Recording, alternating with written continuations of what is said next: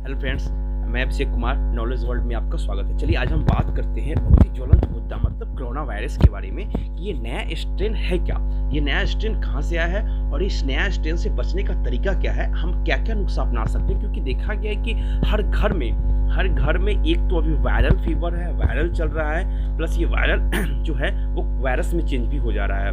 आपको वायरल है या आप वायरस से प्रभावित है, आपको कैसे पता चले। ठीक है, चलिए आज हम बात करते हैं। चलिए अब हम देखते हैं पहला चीज़ कि ये नया वायरस जो है, ये नया स्ट्रेन जो है कोरोना वायरस का नया स्ट्रेन, ये आया कहाँ से। हम ये पहले स्ट्रेन के बारे में पता था कि नया जो पहले वाला जो स्ट्रेन है वो चाइना के वुहान प्रांत से आया था। वहाँ लैब से लीक हुआ और धीरे धीरे चाइना से लोग बाहर विदेश में पूरे वर्ल्ड में फैल गया। ठीक है, तो ये जो सेकेंड स्ट्रेन है ये कैसे आया, भारत इससे कैसे प्रभावित हुआ।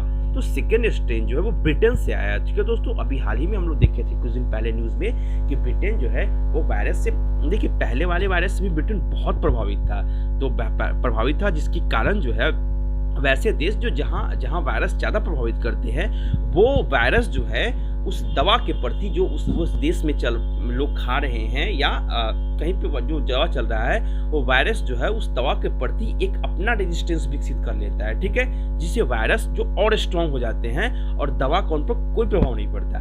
ऐसा ही हुआ ब्रिटेन में लोग ज़्यादा प्रभावित हुए, ज़्यादा मात्रा में प्रभावित हुए, लोगों ने उन्हें मजाक में लिया और दवा कुछ खाएं जिससे उन दवाओं के प्रति वायरस का रेजिस्टेंस और बढ़ गया, जिससे वायरस और ज़्यादा खतरनाक हो गए और एक नए स्ट्रेन में फिर से आ गया। ठीक है, तो यह वायरस जो है ब्रिटेन में सबसे पहले नया स्ट्रेन जन्म लिया और ये धीरे धीरे ब्रिटेन से भारत का, आप जानते हैं बहुत सारे भारतीय जो है ब्रिटेन में रहते हैं और बहुत सारे ब्रिटिश जो है वो भारत में रहते हैं। ऐसे ही इनका फ्लो चलता रहा, यहाँ से वहाँ से यहाँ, और वायरस का नया स्ट्रेन भारत में आ गया।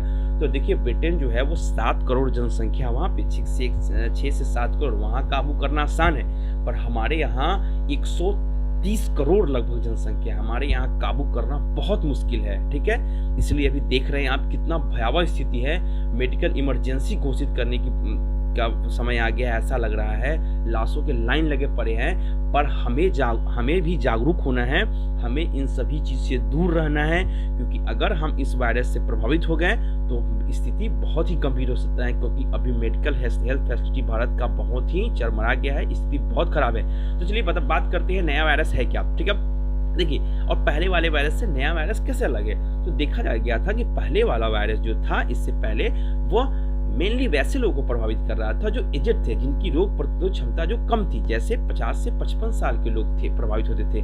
लेकिन नया स्ट्रेन की बात करें तो नया स्ट्रेन जो है वो क्या हो रहा है, जो मेनली 24 से 44 साल के लोगों को प्रभावित कर रहा है, जो युवा है।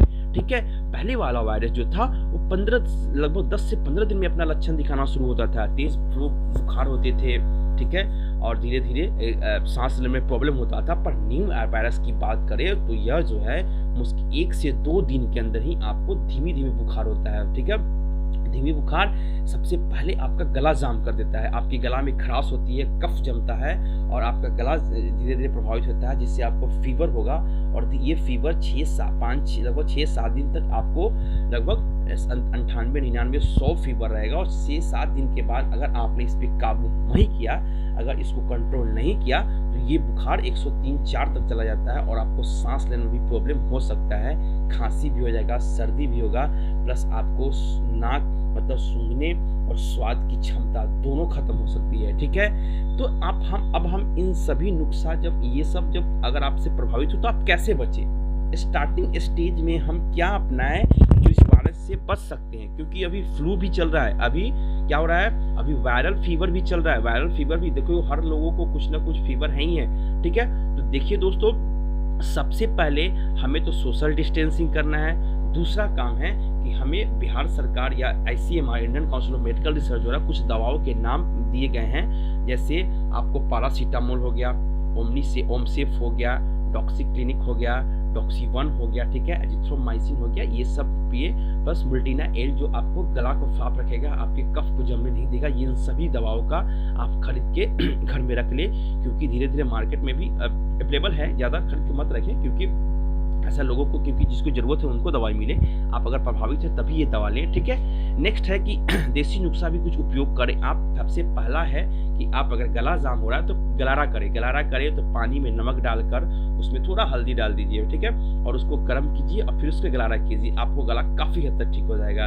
नेक्स्ट काम है कि आपको भाप लेना, ठीक है, आप पानी में विक्स को डालिए, ठीक है, और उससे भाप लीजिए, ठीक है, भाप लीजिए, उससे आपका भी गला और नाक फ्रेश रहेगा पूरे, ठीक है, ऑक्सीजन आपको सांस लेने में प्रॉब्लम नहीं होगा।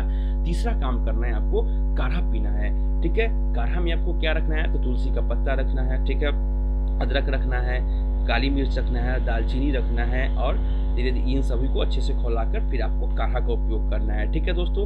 काढ़ा सुबह शाम पीजिए, आपको बहुत फायदा करेगा, आप दवा से ज़्यादा काढ़ा फायदा करेगा आपको इस वायरस में। गर्म पानी पीजिए, प्लस रात में सोते समय दूध हल्दी बहुत जरूरी है, ठीक है। ये सब देसी नुस्खा है, क्योंकि हमारे जानते करते हैं भारत का जुगाड़ पूरे वर्ल्ड में फेमस है, ठीक है, तो हम जुगाड़ अपना के ठीक हो सकते हैं। नेक्स्ट 2 चीज़ आपको घर में हमेशा रखना है, एक है थर्मामीटर। मान लिया आपको बुखार हो तो आपको चेक करते रहना है कि बुखार मेरा बढ़ तो नहीं रहा है, मैं फ्लू की तरफ तो नहीं जा रहा हूँ ना, ठीक है। दूसरा है ऑक्सीमीटर, जिससे आपको ऑक्सीजन लेवल पता चलेगा कि आपके शरीर में ऑक्सीजन की मात्रा कितनी घट रही है या बढ़ रही है, कुछ क्या है, कंट्रोल है कि नहीं है, ठीक है। अगर देखिए शुरुआती स्टेज में अगर ऑक्सीजन सांस लेने में प्रॉब्लम हो तो आप 2 नुस्खा अपना सकते हैं। वो नुस्खा क्या है, पहला है कि आप प्राणायाम कर सकते हैं, ठीक है। व्यायाम, सबसे पहले व्यायाम जरूरी है। आपका वायरस अगर वायरल हो या ना हो, अगर सिर्फ फीवर ही हो तो आप प्राणायाम कीजिए सुबह सुबह। और दूसरा है, अगर ऑक्सीजन सांस लेने में दिक्कत हो तो आप पेट के बल लेट कर, उसके बाद दाएं बाएं लेट कर आप भी ऑक्सीजन की मात्रा शरीर में कंट्रोल कर सकते हैं या बढ़ा भी सकते हैं, ठीक है दोस्तों। देखिए बहुत कम मात्रा होता है कि लोगों को ज़्यादा सीरियस प्रॉब्लम हो रहा है जिसमें ऑक्सीजन की ज़रूरत होती है। मात्र 8-10% केस ही ऐसा है जिसमें काफ़ी ज़्यादा प्रॉब्लम हो रहा है और ऑक्सीजन की ज़रूरत पड़ रही है, ठीक है दोस्तों। लेकिन समान अगर फ्लू अगर फीवर है तो देखा जा रहा है कि 6-7 दिन में आप ठीक हो सकते हैं, हो जाता है, ठीक है दोस्तों। देखिए अगर शुरुआती लक्षण में आपको घबराना नहीं है, ठीक है। शुरुआती लक्षण में आप अगर घबरा गए, आप जान गए अरे मुझे कोरोना हो गया है, मैं कैसे, ये गलत है। आप अगर घबरा गए, आप डर गए तो वायरस आप पे और ज़्यादा तेज़ी से अटैक करेगा, क्योंकि घबराने से, डरने से आपका शरीर जो है वो रोगों से लड़ने की क्षमता कम हो जाती है, जिससे वायरस का अटैक और तेज हो जाता है और आपको पूरी तरह संक्रमित कर देता है, ठीक है दोस्तों। देखिए ये सब हुआ। नेक्स्ट काम देखते हैं कि ये जब भारत सरकार का टीका अभियान चल रहा है, फिर ये वायरस कैसे ज़्यादा वो हो रहा है, ठीक है। तो देखिए ये भारत सरकार का जो वैक्सीनेशन चल रहा है, तो आप वैक्सीनेशन का सेकेंड डोज लेने के 2 सप्ताह के बाद आपके शरीर का रेजिस्टेंस जो होता है, रोग प्रतिरोधक क्षमता जो होता है, वो काफ़ी ज़्यादा डेवलप करता है, जिससे अगर आप संक्रमित होते भी हैं तो आप बहुत जल्दी ठीक होने की चांस रहता है आपका, ठीक है। ऐसा कैसे पता चला, देखिए दुनिया का पहला ऐसा देश है इजराइल ने अपने 100% जनता को वैक्सीनेशन करा दिया है, ठीक है, क्योंकि वहाँ की जनसंख्या ही 90 लाख जनसंख्या है, हमारे जैसा तो नहीं है। हमारा एक छोटा सा लगभग सिक्किम भी है, वहाँ भी क्या है 10-15 लाख 20 लाख जनसंख्या, ठीक है। तो वहाँ की 90 लाख जनसंख्या है, इजराइल ने 100% वैक्सीनेशन कर दिया है। अब वहाँ नो मास्क जोन बना दिया है कि मास्क पहनना जरूरी नहीं है, इसलिए वो वहाँ जो है वायरस पूरी तरह खत्म हो गया है। और वहाँ के लोग भी सुसभ्य है, सुसज्जित है। एक बार सरकार अगर बोल दे कि लॉकडाउन तो लॉकडाउन, हमारे जैसा नहीं है कि पुलिस आगे डंडा लेके दौड़ रहा है, आप आगे दौड़ रहे हैं, व्यायाम कर रहे हैं, दोनों एक्सरसाइज दोनों चलता है जनता और पुलिस का, ठीक है। ऐसा नहीं है वहाँ पे। अमेरिका में भी ऐसा हुआ है, अमेरिका की जनसंख्या 33 करोड़ है और वहाँ भी 100% वैक्सीनेशन हो गया है और उन्होंने भी क्या किया है, अब नो मास्क बना दिया कि मास्क जरूरी नहीं है पूरी तरह। तो धीरे धीरे सभी देश क्या कर रहे हैं, इस वायरस के चपेट से बाहर आ रहे हैं। तो हम भी एक दिन आएंगे, हमें भी सुसभ्य सुसज्जित और सरकार के जो गाइडलाइंस है उनको पालन करना है, प्लस ठीक है, प्लस मास्क पहनना है, ठीक है दोस्तों। देखिए थर्ड काम यह करना है कि सोशल मीडिया से दूर रहना है। सोशल मीडिया से इसलिए दूर रहना है क्योंकि मीडिया में बार बार आते रहते हैं कि आज 4,000 लोग मर गए, 5,000 लोग मर गए, लाशों का लाइन लगा हुआ। इससे देखकर वैसे लोग जो संक्रमित थे उनको क्या होता है, अंदर डर पैदा हो जाता है और डर पैदा होते ही वायरस जो और तेजी से अटैक करता है। इसलिए डरे मत, थोड़ा सोशल मीडिया से दूर रहें, ठीक है दोस्तों। और समय समय पर क्या करें, अपना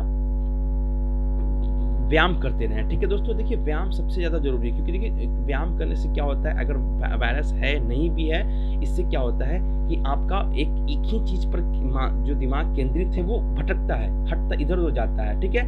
आप व्यायाम करते हैं, आपका शरीर चुस्त दुरुस्त रहेगा, आप बीमारी से रोगों से लड़ने का क्षमता आपकी बढ़ेगी, ठीक है दोस्तों। ये सब होगा आप में अंदर, ठीक है। तो देखिए ये मैंने बताया कि ये वायरल फीवर, ये सब वायरस कैसे अलग है। नेक्स्ट वीडियो मैं जल्दी लेके आ रहा हूँ आपको लोग के लिए, जो वीडियो आपको रहेगा वैक्सीनेशन के बारे में, कि वर्ल्ड में किस किस टाइप से वैक्सीनेशन हो रहा है, कौन कौन वैक्सीन है वर्ल्ड में, पूरे वर्ल्ड में कौन कौन वैक्सीन है, किस किस कंपनी ने इसका डेवलप किया है, और भारत के लिए कौन वैक्सीन ज़्यादा ज़रूरी है। ठीक है दोस्तों, तो थैंक यू। मेरे चैनल को लाइक, सब्सक्राइब और शेयर करते चलिएगा। धन्यवाद।